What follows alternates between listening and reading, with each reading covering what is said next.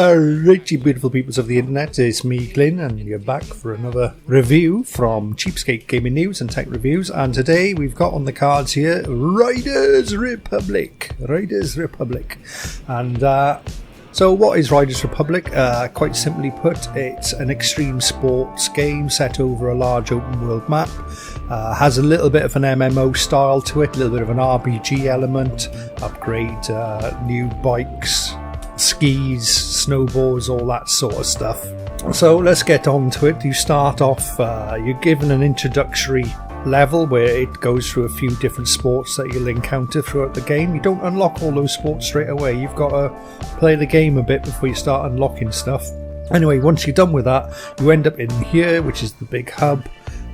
This is kind of where you've got places where you can buy stuff. You've got the obligatory Ubisoft spend your real money, world money on stupid cosmetics, as they would.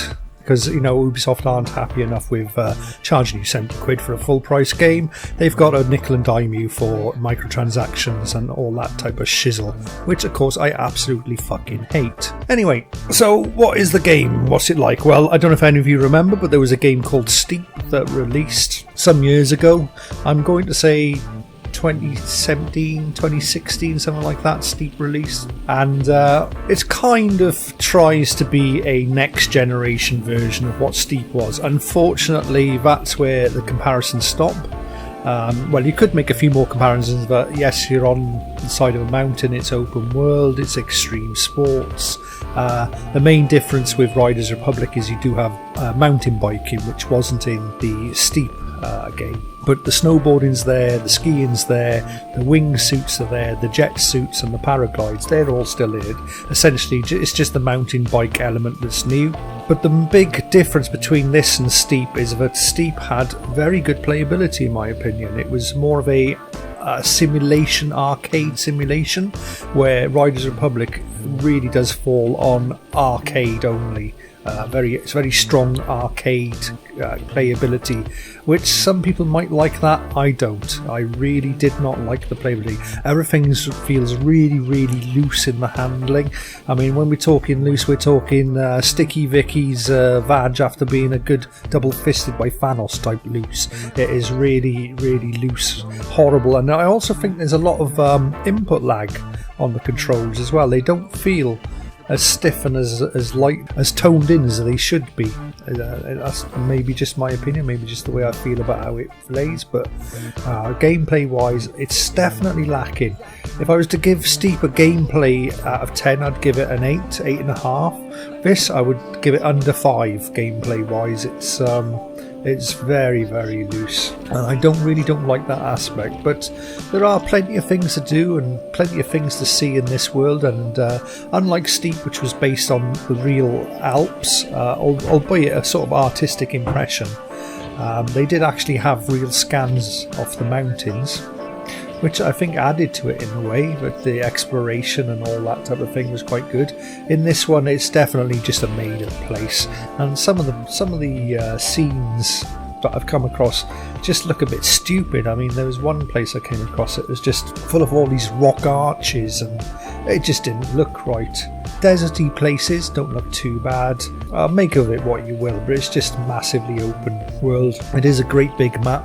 There are plenty of events, but I tell you what, after a few hours you get a bit pissed off and a bit bored playing the same things. Now, there are a couple of events that I did enjoy, and they're the ones where you start off maybe on a bike, and then halfway through it will just instantly switch into a like a wingsuit, and then maybe you'll be on skis, and then you'll be back to the bike and finish the bike. So sort of, it's a race where you're changing the vehicle as you go along, and I quite enjoyed that. They are okay, but they're very few and far in between. Most of the time you're just riding bikes. Bikes seems to be the main focus on this, and if you're going to spend all your time programming the game to play with bikes, then at least make the gameplay of riding those bikes fun and enjoyable, and it just doesn't seem that. It's got the sort of playability of an arcade game from the 1990s. You know, it just doesn't really gel together, in my opinion.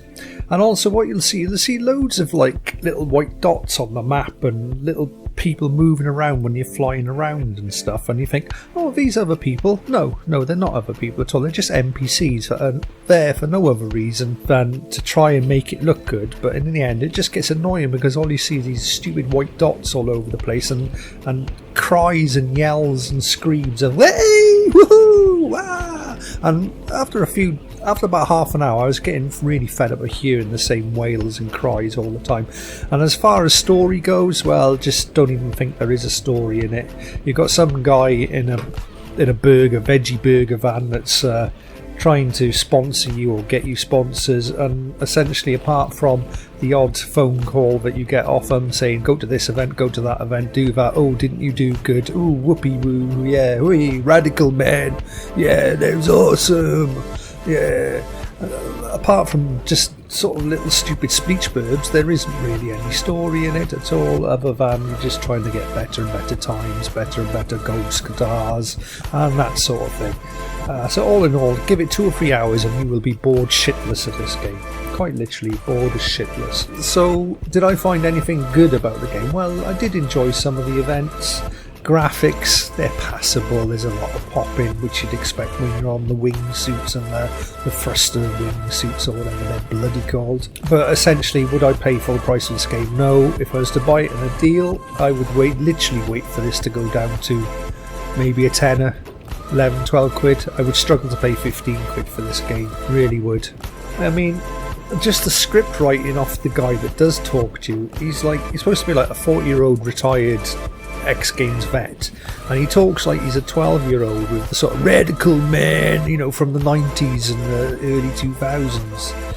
Whoa, that's totally bodacious, man. And shit like that. It's just like, oh, come on, mate, come on. It's not as if 12-year-olds can afford 70 quid games now. You're making these games for adults. Well, put a bit of adult humour in there. Put a little bit of, like, grown-up speak in there. Don't try and make everyone sound like fucking 13-year-olds even talk more mature than they do in this bloody game. So, yeah, it's a definite miss from Ubisoft on this one. Ubisoft are one of those companies that you can see they've put a lot of effort and a lot of time into making the game, but the essentials, they just get it wrong. They just don't put the proper effort in where it deserves. They'd rather spend their effort on stupid microtransactions and making silly giraffe costumes and all that, rather than honing in the gameplay and making levels a little bit more fun, a little bit more enjoyable, a little bit more exciting to play. And that's Ubisoft in a nutshell. You know, when they get their good teams onto games like Assassin's Creed Origins, probably one of my favourite games of 2018. Fantastic game, really good, great game. You know, when they put their double down and put their effort in, they can make a great game. But sometimes they just get carried away with stupid shit, and unfortunately this game is one of their stupid shit games. Anyway, this has been Glyn, Gaming News and Tech Reviews. Maybe you did enjoy Riders Republic. If you did, write in a comment, slag me off, I don't care. Why should I?